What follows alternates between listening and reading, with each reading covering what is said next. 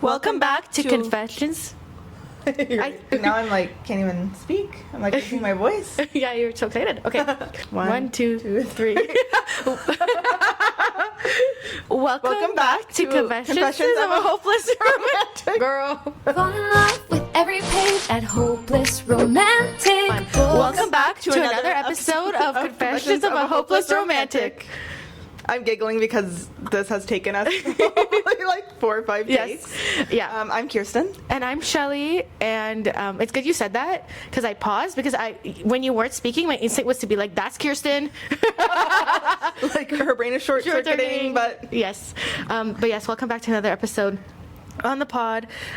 We're very excited today because for those of you watching on YouTube, look at our cute little setup. We have like new fancy fluffy mics. Yeah. And we're using like a very professional camera, so you're gonna see all our pores in 3D. yeah, exactly. Upgrade. Although hopefully It works. the sound like Yeah. is a little bit better on the ears, especially for those not watching on YouTube and listening Yes. on a podcast platform. Exactly. So we're optimistic. But yeah, Yeah, we'll see, I guess, after this episode if none of this records because it's our first time using it. yeah, then we'll know that it's like it'll be lost in the abyss. Yeah. But for now, we're pretending that there's someone listening. Yeah. And on the other side. So this week, I will say after the excitement of last week, this week has been quiet, or like quieter. Yeah. I'm definitely in my like flop era of reading right now. Oh, me too. You have It's like not good. one good cycle and then it fades, but we're back in. We're back in. Yeah. Okay. And we gotta lock in as well for our reading. Yeah, I feel like this week I need to finish the current book Yes. and do one more to like get back on track for my reading goal. I think so too. Actually, speaking of reading goals, I was looking at my story graph and it said I've already read 30 books this year. Wow, which is amazing because last year I only read 37 books in the whole year, which is like a flop year for me. I've talked about this a lot. I normally read in the 100 to 200 range, 200 plus range. So I'm like 30 books for me this year is like actually like a win. Yeah. So I'm hoping to make it to 52, like one book a week is my goal. Yeah, that was my goal too, one book a week. Yeah. So I honestly haven't checked what I'm at right now in a little while, but I think I'm probably at about 20. I think like 20 or 25, like in that range. Yeah. So I'm like, I think I'm not quite on track to like reach the 52 one per week. But it's not like uncatch-upable yet. Yes, I agree. There's still a lot of time. Yeah. So I'm like, but I need to lock in so that I can catch up. Yes. So that's our goal this week. Yeah. Just to lock in, which I think will be good. I think we'll be good. I think we'll be good. But my goal is also to read 2 books this week. I want to finish my current read, then I need to read Atmosphere by Taylor Jenkins Reid for our book club, which is this Thursday. So I'm sure by then it will be done. I'm about 40% through. So I'm not going to talk about it too much yet because I really want to finish it to know my full thoughts. I feel like I'm liking it so far, but I haven't finished it yet, so I'm not quite sure how to digest it. I feel like I need to finish it and then I can talk about it. Yeah. Sometimes you just read those books, especially like more like literary ones. You're like, let me finish it. Yeah, you need the and full then picture. I need the full picture to really get it. Yeah. That's what people say about this one. Especially like I feel like this book is a bit more of a like sad girl book. Yes. And that's usually not your vibe. It's really not my vibe. Like I hate to say it, but I've been procrastinating on reading because I'm like, I don't want to be sad. Everyone's like, you're gonna cry, but you're gonna be happy about it. I'm like, I don't think there's a scenario in which I'm happy about crying. Yeah. Like, and I cry at everything. Yeah. As it is. Kirsten's laughing because she knows. So I'm like, I cried at everything as it is. So like, why am I setting myself up to cry? Yeah. It's just so out of character for me. So, yeah. But I will be reading it because not reading the book club book is even more out of character for me. This is true. Yeah. And I feel like it's one of those where I haven't read it either, but from what I've heard, I feel like it will be one that is still, like it might be sad, but still overall happy. That's what I've heard. Like the ending, like I've heard it's like a satisfying ending, but like the journey on the way is sad. It's so I'm hard, like, okay, yeah. so prepared for the journey. Yeah. Still 40% through, so like I know I just need a couple hours and I'll be done. So Yeah. So Fair enough. Yeah. But I need to power through. But tell me what you're reading. Okay. So I have finally picked up Let's Kiss and Tell Yay. by Joss Richards. And I say finally because I've actually had the arc for a while. Yes. But I usually try not to read it too far in advance because I want to like freshen my mind for when it comes out and I can like sell it on its release week. Yes. So I will say this one was a bit hard not to pick up because I really liked her first book.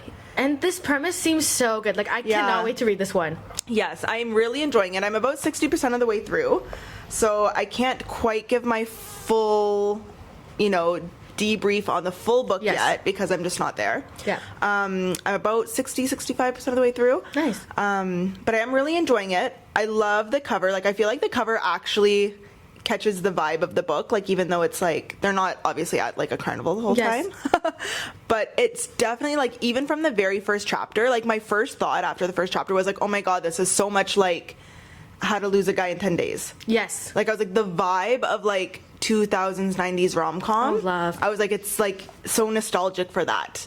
Like, I felt like Joss Richard really captured that well. Like, and as I'm continue to read it, I can really see this turning into an adaptation. Ooh. And I don't know, maybe when she comes for her event, we can ask her.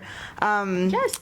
I don't know if she wrote it with almost like an intention of like a maybe this screenplay vibe? Yes, exactly. Yeah, like this could become something more. I don't know if that was intentional or not, but it really, as I'm reading it, I'm like, this would make for like a perfect, like, and like, although Kate Hudson doesn't like match sort of the looks of the main character, I'm like, it's so like Kate Hudson coded. Love. Yeah. The only thing, my only complaint, Okay, let's hear it. and it's not even really a complaint, is just like, for me, so it's, the premise is like fake dating. That's like the main trope. So the main character, she is a writer, like a sex column writer. And then the MMC is like a news writer. Okay. So they work like technically different publications, but like under the same like company. Okay.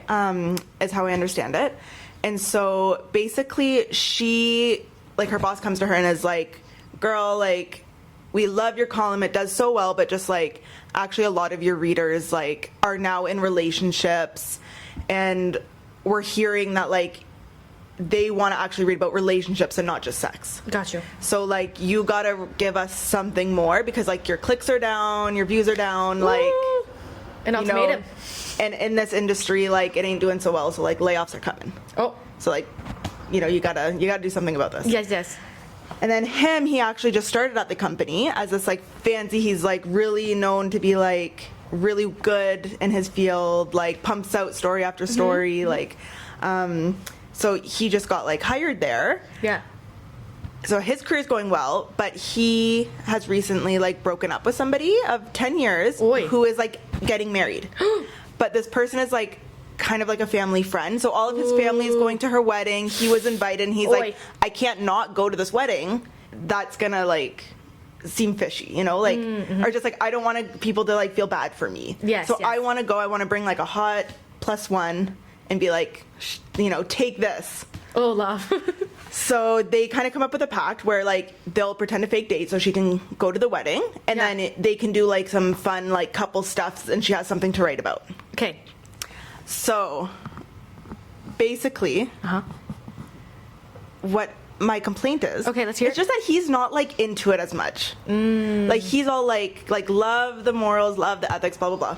Okay. But he's like, we could lose our jobs, like I can't get involved with like a coworker, blah blah blah, but like almost too much, I'm like, like, she's like, no, it's okay, we'll be like secret, like it's not a big deal, like we'll just do it for a few weeks after the wedding is done, and then like, whatever. But in his mind, he's like, oh, she's so hot, like she's the hottest woman I've ever seen in my life. Love. She's so like, perfect. The inner monologue about her, I'm like, love. Yes. But then you're like, this shouldn't take you so much convincing. Yeah. You're like, then just do it. Yeah. Like, for me, I'm like, I need you to be so obsessed that you don't care if you lose your job. Like, the girl, she could be a little, I need to keep my job. Yes, blah, yes. blah, blah. Him, no. Yes. And before all the haters come, this is a romance book. I know that's not realistic. Yes. I know, never in my life do I expect my own partner to lose his job because he's so obsessed with me. However, in a fictional romance book, like, I need that. Okay. I need him to not need so much convincing. Got you. Because he loves her. He's obsessed. Okay, you know what? I like this take because it's reminding me of my book, King of Sloth by Anna Huang. And in this one, he is so obsessed with her that he's like, I don't care that you're my publicist. We'll figure it out. Yeah. And he's like, just go on a date with me. Just go on like 2 dates with me. We'll do a trial period of 2 months. That's how obsessed he is with her. Love. No, like Love. No, you're Yeah. gonna love this one. Okay, well, Okay. he needs to meet him. Yeah, exactly. I agree. He just needs that sort of like Anna Huang, like I'll die if I don't have her. Yeah, yes, Like I need her, and you're just like I'm gobbling it up. Yeah, yeah.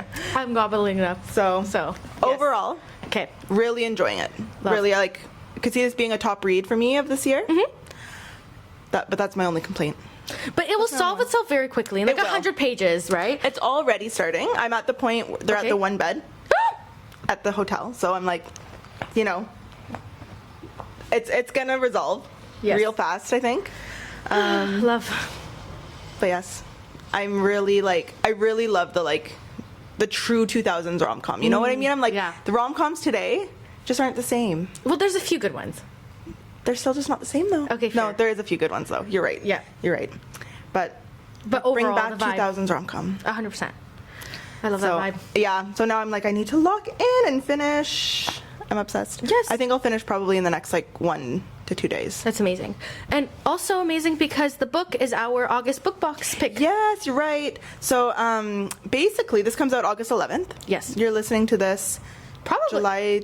No, we're filming it. Sorry, in July, but you 26th. might be listening around that time. Yes. I'm sure by the time this Yeah. episode comes out, you can still order the box. Yes, exactly. Or even just order the book itself. Yeah, exactly. However, early release, we got approved, Yes. gave permission by Penguin House. Thank you, Penguin Canada. Yes. Penguin Random House Canada. Penguin Love. Random House Canada.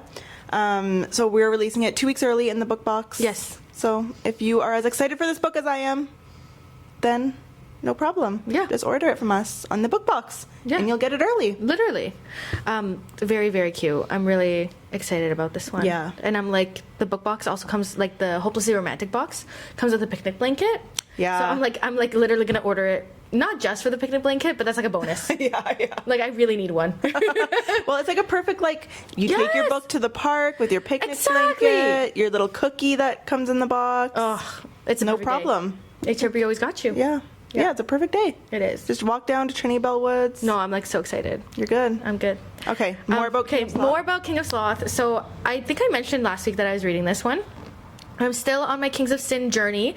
I will probably be reading King of Envy like right after. Yeah. I'm not gonna hold myself to it. Like Yeah. I know I will. But it's so good. So King of Sloth is book 4 in the Kings of Sin series. I really enjoyed books 1 and 2 when I read them around when they first came out. Book 3, I was like, I didn't like the trope. I have read it. I've discussed it on the pod before. Anna Huang continues to win me over. I am loving this book. It's exactly what you think it is. It's, of course, you're a billionaire, romance. He has like a company to inherit, doesn't really want to work. She's his PR publicist. She's like an ice queen. She doesn't like being called that. It's a whole thing. She has a trauma about it, but it's fine. But she is known to be more cold and aloof, very seriously. Her job is her life. The premise is he like convinces her to take a 1-week vacation with him. Love. Now, you think something's going to happen on this vacation, but it's more of a slow burn. I will say this Oh. book's more of a slow burn. Okay. It's about 50% through. They finally like get together. But like love the character development. Now you might be thinking to yourself, King of Sloth, how is laziness sexy? Okay? This is what my sisters were asking me. They were like, King of Sloth, they're like, really, girl? And I'm like, wait a second, because Anna Huang continues to do it again. You don't think it's sexy. However, you realize the reason he's lazy and like doesn't really do anything other than being a nepo baby is he has a very complicated relationship with his father. He doesn't really want to like listen to him, so he just kind of wants to like actively spite him, which is fine. But the laziness aspect also comes into like he's so smart. Even the publicist says this. Like he's so smart that if he just applied himself, he could be like genius. He could be like business mastermind. Okay. Why doesn't he apply himself? It's because he's scared to fail. He's scared to fail. And I'm like, you know what? Kind of cooked with that. Yeah, Like, you could do it all, but if you fail, like, you lose everything. Right? it's true. So, King of Sloth, very good. This is the tagline on the back, just for anyone who... He'd never wanted anyone enough to chase them until he met her. No, like... exactly. Like, I am so sad. But I love their dynamic together. Just like... like... You know, sometimes you read it and you're like, I believe that they have lust. I don't know if they have love. I feel like I believe in love again. Oh. like, I like love they're that. so cute. But yeah, I'm really enjoying this one. And I have to give a shout out to Miss Anna Huang because every secondary character, like he's building a business now. It's going great. But, like, he needs money. He goes to another one of her characters. He needs interior designer. I'm sure this character will come up later. Right. He needs security. It's another, like, character. Like, Yeah. the way all her characters are interconnected, like, I love. Like, I know she has a master spreadsheet somewhere of, like, this is the CEO of this, who's his wife, or, like, who's going to be his wife. Like she just has the spreadsheet. Like the world building. The world building is so good. Genius. And I will bring this up again when I talk about my recommendation for the week. Okay, but just keep a pin in that because her world building is, like, I'm obsessed. I'm literally obsessed. Yeah. No, I honestly, before, recently, I didn't really like interconnected series. Like, I was almost like... It's doing too much. It's doing too much, and, like, I can't keep up. But now that I'm, like, I find, like, myself reading, even, like, Abby Jimenez, and I'm like, oh, wait, maybe I do like that. Yeah, you just, like, little Easter egg. Yeah. It's not like doing too much. It's just not like too complicated. It's just like, oh, like, that's the chef. Like, he's my friend. And then when I read the blurb for King of Gluttony, I'm like, that's the chef. Yeah. You know? You're like, wait, I recognize. Yes. Like, my close personal friend. Yes. So I will say it is one of those, you definitely don't have to read in order. Like, this is book 4. You don't have to read them in order. Yes, okay. Hi, Bookies! Welcome back to Bookish News with your HRB bestie, Liz. Alright, divas, let's get ready and talk about some book news. Up first, Page Powers has announced their first adult novel titled Reins and Restraint, a forbidden cowboy romance which is set to release on April 27th of 2027. But I fear I need it now. So Paige, if we could get that arc to HRB, that'd be great. The cover for the deluxe paperback edition of Bad Alpha by Catherine Moon has been revealed and looks stunning with those gorgeous teal sprayed edges. Deveni Perry announced that she's re-releasing The Secrets of Clarence Manor in a deluxe paperback edition with, you guessed it, stunning sprayed edges. In other fun bookish news, Lila Sage celebrated both her 30th birthday and the release of Done and Dusted Deluxe, Triple G if you know, and gave us a special gift. On her birthday, she announced that she will be writing back in the Rebel Blue Ranch universe and books will be coming soon. It may have been her birthday, but she gave us a big gift. And if you haven't read the Rebel Blue Ranch series, this is your sign to pick up your deluxe copy of Done and Dusted at HRB, stat, and then read it and come back and talk to me about it because I love that series. Rachel Reed also gave us a cheeky update on Unrivaled and posted a juicy stack of papers with a red pen on top on her Instagram with the caption, "I hope you guys like Ilya and Shane." And the divas are shaking. Like, give it to me, Rachel, I need it. Now let's talk book adaptations. Lynn Painter has not one, but 2 adaptations in the works.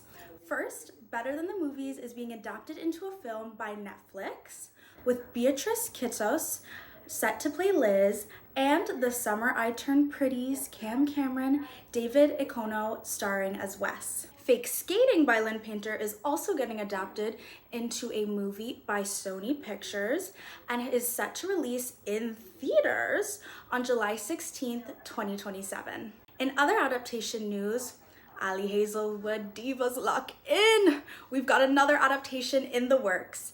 Deep End is getting adapted into a film by Netflix with Sean Levy and the internet's daddy, Alex Cooper, teaming up to produce. And that's all the bookish news this week. See you next time, besties.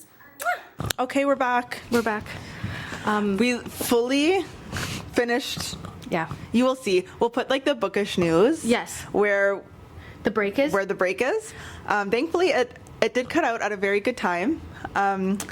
But yes, I just need to, like, charge my devices is the problem. It's really funny. I feel like in our friendship, I'm like, devices are always charged. I'm always on time. I'm never late. Kirsten's like always late. Nothing's charged. But it, like, works. It's so true. Yeah. It works. What I'm gonna do, I'll just have, like, a little charging station for this. Yes. And we'll be good for next Monday. No, love. So, yes. Yeah, sorry for the disruption. Yes, but hopefully you enjoyed the bookish news segment. Yes. Now you feel caught up with the bookish news, and now we can catch you up on, you just add King of Sloth to your TBR. Yep. That was basically what you missed. I went on this whole tirade of how much I love Miss Anna Huang. And I will continue that tirade later when I talk about the book I'm recommending. But just know that, King of Sloth, like this whole Kings of Sin series, like, so good and so worth it. Yeah. Like, genuinely, like, must read. Lesson learned. Yes. And Kirsten learned that lesson. Yes, exactly. Off camera. Okay. Now, what are you reading next? Okay, next, I will pick up Rights of the Starling. I forgot to look up what, literally, before this camera cut out. Yeah. I was like, wow, I forget what the series is called. I think it's like Monsters, something with monsters. And then I didn't even look it up on our break. So anyway, I'm going to read Rights of the Starling, which is the second book to Shield of Sparrows. We buddy read it, me, Anya, and Jessie. We buddy read it. And really, really loved the first one. We were all, like, really into it. So now we're going to buddy read the second one, so Rights of the Starling. However, so Anya already finished it. She, like, finished the book before I even finished the first one. No, like, love. So just like, oh, that's so funny. Yes. Somebody just walked by. It was like a customer who was just in here, and then she like walked by again and like She's enthusiastically waved at us. Yes, yes. It's so nice. She's like, they're filming? Yeah, we're filming. Yeah. Back at it. So yes, Anya, and like what I've heard also just like on the streets, is that the second one, it does answer some of the questions that you have in the first one, but that there's a lot of like twists and turns. It goes in a really unexpected direction. Yeah. So I'm really excited to see like where it takes us. Yeah. It does end on a decent cliffhanger. Really? Not terribly. Okay. Like the first one, it's not like a terrible one. But you're like you want to read the second. Enough, yeah, that you're like, it's not like wrapped up. Yes. So you like, I am really like, I need to read it. I need to figure it out. Plus, the third one is coming out in the fall. So, you know, I obviously have to be caught up for that. So that like 100%. literally on release day, I can like open the next book. No, literally. If I don't get an arc. Yes. This series too, like you were talking about the streets, and I'm like, the streets have been raving about the series. It's true. Yeah. Like everyone that comes to the store, they're like, have you read this? And I'm like, not yet. And it's usually like, I've read it and I loved it, or like, I've heard amazing things. Yes. Like, people love it. And I think like the second one seemed to really pop up more than the first one even. Yes, which is kind of rare. Sometimes in a trilogy, the second one is kind of like, it wanes a little bit. Yeah. Just because it's built up to the third one. So the fact that the second one is pretty good is a good sign. Yes. Yeah. Yeah. So I'm sad. Yeah. I'm excited for it. Yes. So I'm gonna go into that because poor Jessie is waiting for me. Of course. Both Jessie and Anya are like super readers like you. Yeah. Like just like super fast readers. Yeah. And I am not. So I'm like, I feel bad. I'm like, oh, it's supposed to be a buddy read, but I'm like slowing everybody down. Well, don't feel bad because we read so quickly. Like there's other books in between. Yes, Jessie is like probably has read like 3-1 to me in this time. Yes. So I'm like, I need to do it next so that he's not waiting much longer. But also because I also want to read it. Yeah. And that's fair. I need to know what happens. Yes. Yes. At the end of the first one, like the FMC and the MMC are like have taken like different paths kind of thing. Ooh. So like this next one they're going to reunite obviously. I think. I hope. I have heard there's some series where people don't like in the second one where like for some reason the main couples like split up the whole book. Yeah. And they're like, what the heck is the point of that? I could see that for this one. So you have like maybe the third one is when they reunite. So yeah. We'll see. We'll find out. See. Yeah. I'm going to join you in your romantasy era because I'm going to be reading A Tale of Mirth and Magic by Kristen Vale. So the author has a sapphic book coming out in the fall as well called, I believe it's called A Spell of Heart and Havoc. And I read it on my vacation and I really enjoyed it. It was like cozy, romantasy, but also like spicy. I like the dynamic between the characters. But as I was reading it, I was like, oh, there's mention of this like man who's like has like not her bestie, but like she really respects him. He's like a well-known traveler, and he's gonna like help her like plot-wise. So I was like, oh, I fear is this man in the first book that the author wrote, and I think based on the blurb that it is. Okay. I think. Okay. I'm gonna fact check myself later because I could so be wrong, but even just that mention of like, why is a man being praised in a sapphic book? Even just that, I was like, let me see what her men are on about. Yeah. I'm like, let me find out. But I'm really curious about this one. He's like a purple half giant, as you can see, and the woman on the cover looks to be either like plus size or like mid size. And I just like love to see books where the individuals look like real people. Yes, like sometimes I look at book covers, especially the illustrated ones, and I'm just like, this person looks too skinny. Yes, yeah. Like too skinny. No, it's really realistic. nice to see diversity, like whether that is like body shape, size, disability. Like it is just 100%. nice to see like you said, real people. Yeah. Especially in romantasy. Yes, especially in romantasy. Yeah. I know The Iron Hex by Victoria Swalsh is coming out soon. We're actually hosting a launch party here for it. And that's another one where the author was like very intentional about making sure that her main character is plus size, is marketed as plus size, is written as plus size, and like looks plus size like on the cover. Yes, yeah. So I like when there's like an intentionality behind it as well. It's just like communicating that to the readers. And just like, it makes sense. Yeah, that's another one I'm really excited to read. Yes. Yeah. And honestly, sometimes, I don't think I've seen this as much, but sometimes in like, people might think like, oh, it's like a quest, like the main character like can't be fat or can't be plus size. And you're like, actually plus size people can do anything. Yeah. Like, it's just like... Also, this is fantasy. It's like fantasy. Like, you believe in dragons, but you don't believe that a fat person could like slay these. It just doesn't make sense. It's like, honestly, even like when you read like normal, like regular, actually I shouldn't say normal, but like, I don't even know how to put it. Your standard, yeah. I'm like, do I really believe that they are like jumping 6 feet high? Like, you know what I mean? I'm like, it's fantasy. Yes. Why don't we question like the fact that they all look a certain way? Yeah, you know, like it's or they're all straight. Like, come on, like let's like, does it really matter? Like, what they're doing is magic. Exactly. Does it really matter what they look like? Exactly. Like, anybody can do that in this world. Exactly. So I'm very excited to read A Tale of Mirth and Magic. I think I'm going to love it. The blurb on the front is from Abby Jimenez. And I like that it's, like, this is what she wrote. A sweet fantasy made of magic, spice, and everything nice. So I'm feeling that's going to be like 3 chilies because the sapphic one was. So very excited.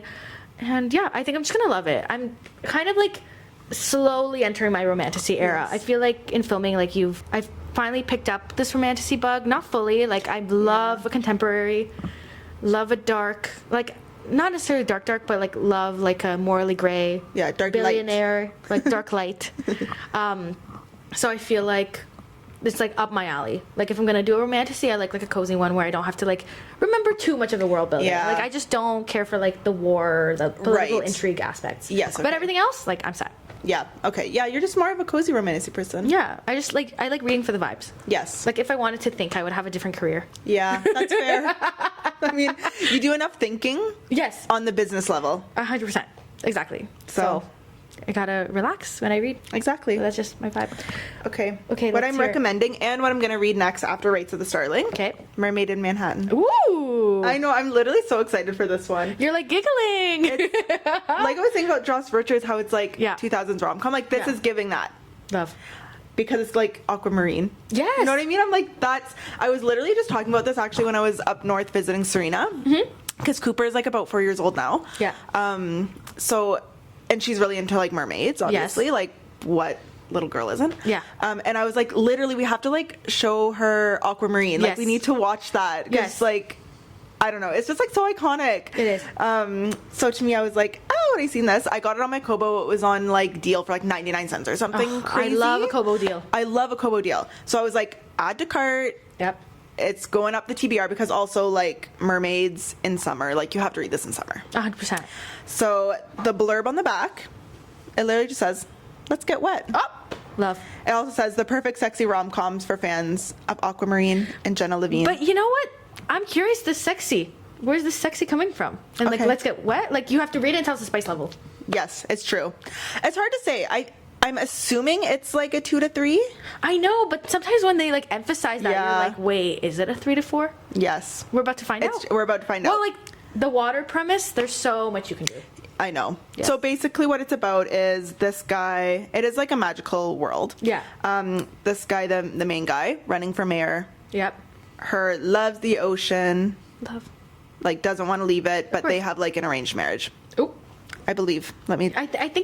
I think we were discussing it earlier. Yes. That's what it was. Like, they both have to get married. Yes. For reasons. And then I think they obviously fall in love, and there's like some sort of aspect of like, I can be on land and live in Manhattan. I think there has to be. So I'll read it and I'll find out back. how the magic works. That's what I'm curious about. Yeah. I mean, when they say like for Aquamarine, I'm like, is it like you touch water and you're back to being a mermaid? Like, I don't know. It's just so nostalgic. I'm like, wow. Love. Like, oh no, Cleo. Yeah. Have you seen that meme? No, I don't think I Okay, have. I'll show you. It's Okay, really funny. Okay, love. Okay, what are you recommending / reading? Okay, The Striker by Miss Anna Huang. Of course. Now, earlier I was talking about the little Easter eggs Yep. and how the Easter eggs do everything for me. So as I was reading, I'm reading King of Sloth.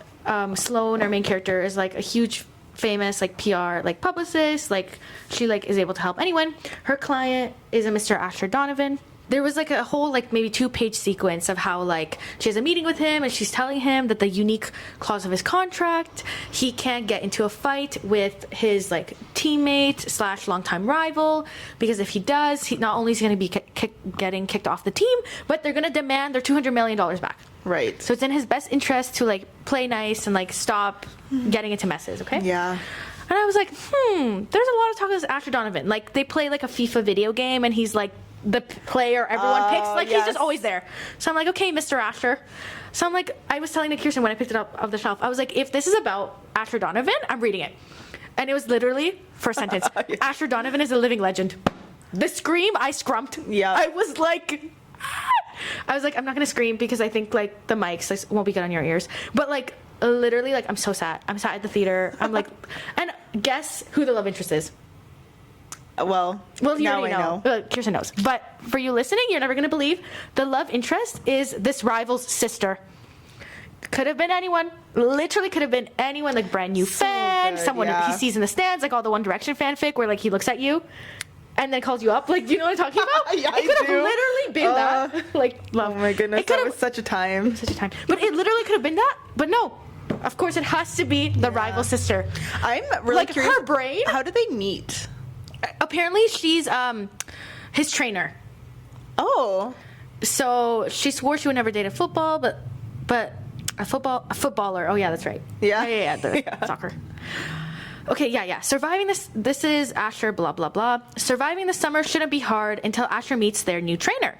She's beautiful, talented, and no matter how hard he tries, he can't take his mind off of her. The only problem, she's his rival sister and completely off limits. So it's like a little workplace dynamic. Yeah.